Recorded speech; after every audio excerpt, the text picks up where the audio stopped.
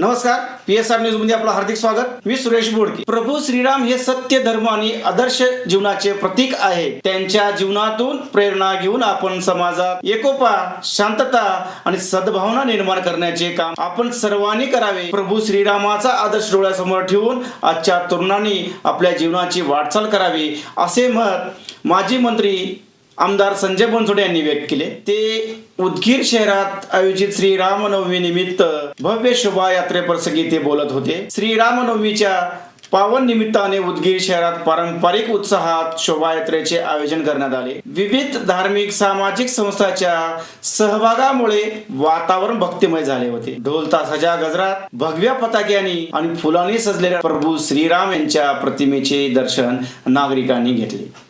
यावेळी नागरिकांनी मोठ्या संख्येने उपस्थित राहून शोभायात्रेला उत्स्फूर्त प्रतिसाद दिला। या पावन प्रसंगी आमदार संजय बनसोडे यांनी नागरिकांना श्रीरामनवमीच्या शुभेच्छा दिल्या।